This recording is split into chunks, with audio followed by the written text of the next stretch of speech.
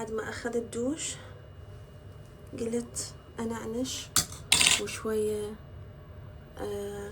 أسولف وياكم. صار لي كم يوم ما مسولفة.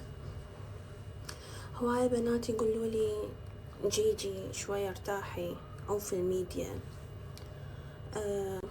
هواي يقولوا لي مو كافي، يعني انت من أول يوم حمل لحد هسه يعني راح على وشك ولادة إنه دا أشتغل وما عفت شغلي.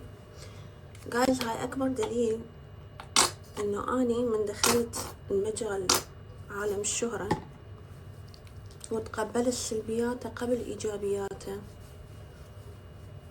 وتحملت هواي أشياء بيه وأيضا أشياء حلوة، إنه أنا ما دخلت إلا على مود ماني، يعني أنا ما دا أشتغل على مود فلوس. أكثركم يقول مو كافي، هاي منتقدين. قابل ما عندك لا عندي، الحمد لله والشكر. ما أدري أني بسيطة باللي عندي إياه. أني أحب شغلي أصلا. أني هسه من دا تقولولي كافي شوية عوفي الشغل ارتاحي، أقول أنا وين اشتغلت أصلا؟ وين اشتغلت؟ مع العلم إذا تطبون بروفايلي أكثر فترة اشتغلت بيها فترة حملي، كفيديوهات بروفيشنال، كميك اب، كديزاين، عطور، جولري.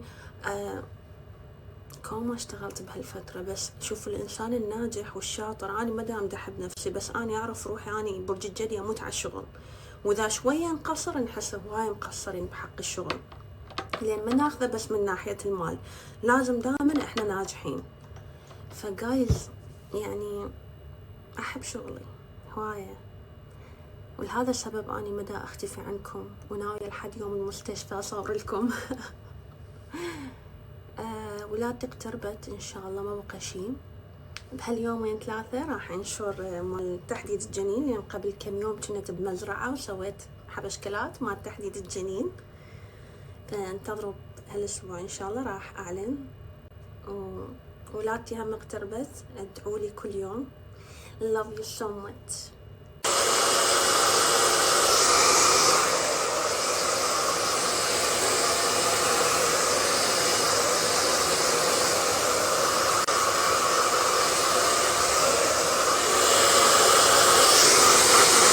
شي يقولون النوم عبادة، مو النوم عبادة؟ لو أنا غلطانة.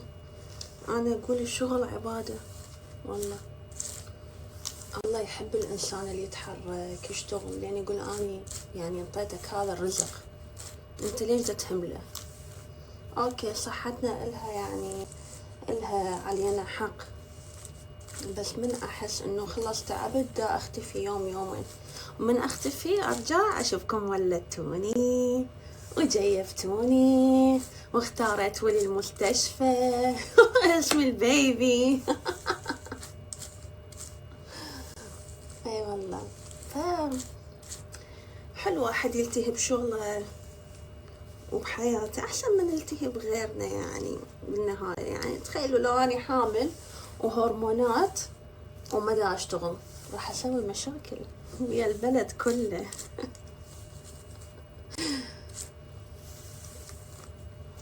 ايه وانتو شو تقولون جايز؟ يعني أحب أسمع كلام حلو جميل، أو مثلا فد شي انتو مريتوا بيه كأمهات حوامل، هم كنتوا تطبخين لحد آخر يوم، تنظفين لحد آخر يوم.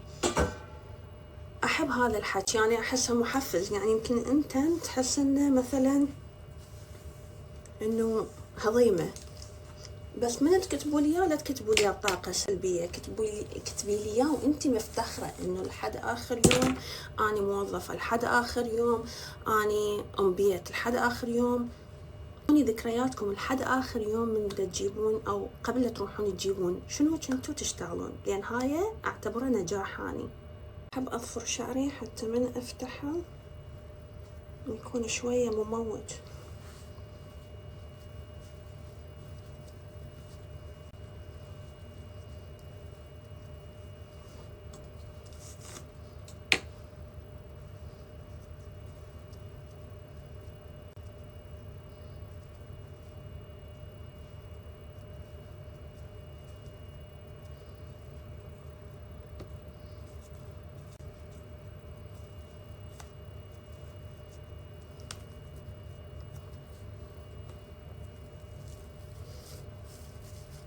يعني الواحد يتشفص بالكتابة ما يتشفص بالحكي، لو يتشفص بالحكي ما يتشفص بالكتابة. أنا اثنيناتهم دا أتشفص بيه، شنو فيلم ما أدري، كتاباتي كلها إملائي غلط متضارب، حكي متضارب، وما بيه حيل ما بيه حيل، أقعد أمسح وأرد أنشر وأصحح بشرفكم، انتوا افتهموها من يومكم، مساعدة بسيطة رحمة والديكم، لأن أني الحلقة الأخيرة